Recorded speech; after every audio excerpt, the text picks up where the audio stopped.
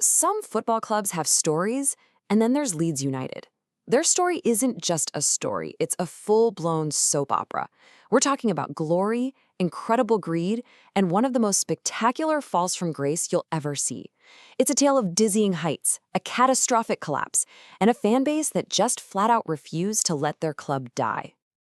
And wow, this one quote from the man right at the center of it all, it just says everything, doesn't it? It's the perfect summary for a story about ambition that flew way, way too close to the sun. So the big question is, how on earth does a team that was going head-to-head with the giants of Europe end up completely lost in the footballing wilderness, literally fighting for survival in the third division? That's what we're here to figure out. What went so disastrously wrong? All right, so let's rewind. We're going way back to the black and white era of the 1960s and 70s. This was the first golden age for Leeds United, a time when they became the most dominant and, let's be honest, the most hated team in all of England. So you have this manager, Don Revie, part visionary, part ruthless tactician, who just hauls the club up from the second division all the way to the top. They became an absolute winning machine, just systematically collecting trophies and building a real dynasty. But here's the crazy part. They were champions, yeah, but their success was built on this super aggressive, almost cynical style of play. With guys like Norman Bites-Your-Legs Hunter, they earned that infamous nickname Dirty Leeds, and pretty much every other team in the country despised them for it. Okay, let's jump forward in time to the turn of the millennium. A new, exciting generation of players comes along, and suddenly the dream isn't just about winning in England anymore. The new dream is to conquer all of Europe. But this dream was built on a house of cards, a massive financial gamble. So the man in charge, Chairman Peter Ridsdale, decides to open up the checkbook. And boy, did he open it. Signing Rio Ferdinand for a British record fee was a massive statement of intent. Leeds were going for the very top, the Champions League. And right here, this is the fatal flaw. This is the whole problem. See, the club wasn't spending money it had. It was borrowing tens of millions of pounds against TV money they hoped to get by being in the Champions League every single year. It was a high-wire act with absolutely no safety net. I mean, look at this. It spells out the gamble perfectly. They spent over £100 million on superstars, all betting that future Champions League money would pay for it. The club's entire financial future was riding on finishing in the top four every single year. No plan B. And you know what? For a little while, it actually worked. They had this incredible run to the Champions League semifinal in 2001, and the dream felt so real. But the books told a very different story.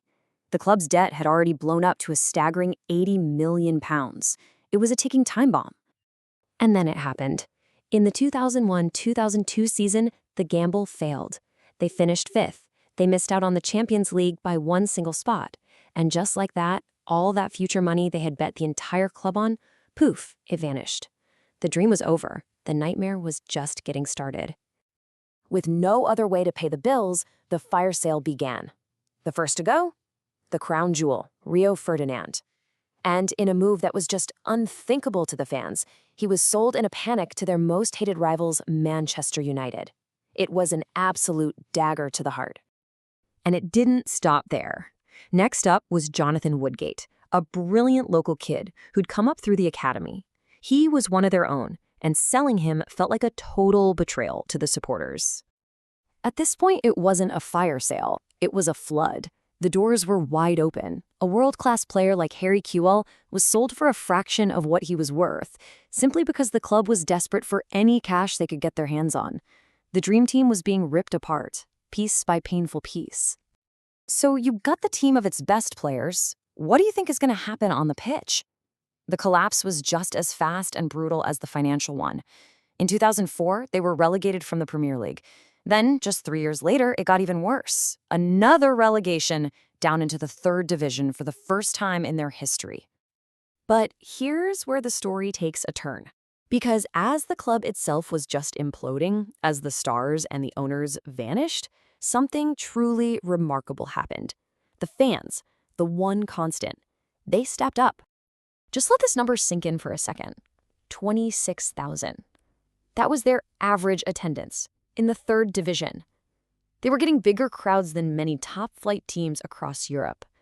It was just a staggering, defiant show of pure loyalty.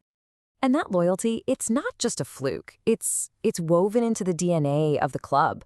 It's perfectly captured by this motto on the statue of their greatest captain, Billy Brumner. It's a belief the fans lived and breathed when their club needed them the most. But man, that loyalty was about to be tested like never before. The journey back from the brink was going to be a long one, filled with chaos, false hope, and some truly terrible owners, before a savior finally showed up. So as you can see, the road back was, well, it was a long, painful slog. 16 years. After years of chaos nearly drove the club out of existence, they made a game-changing move in 2018. They hired the legendary, eccentric coach Marcelo Bielsa.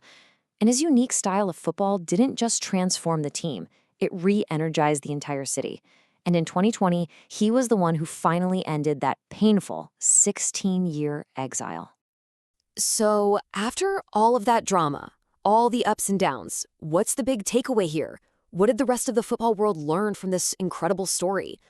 Well, the collapse was so famous, the club's name literally became a warning. It became a verb. For years, anytime a club started spending money it didn't have, you'd hear people say, "Careful now, you don't want to do a Leeds." It became the ultimate cautionary tale in sports. So when you boil it all down, the story of Leeds teaches us some pretty powerful lessons, right?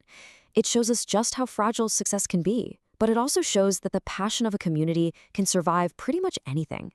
It proves that a club is so much more than a business. It's the heartbeat of a city.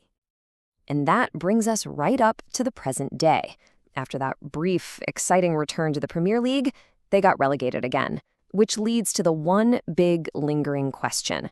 For a club that seems defined by these wild swings of hope and despair, is the cycle finally over? Or is it all just starting again? Only time will tell.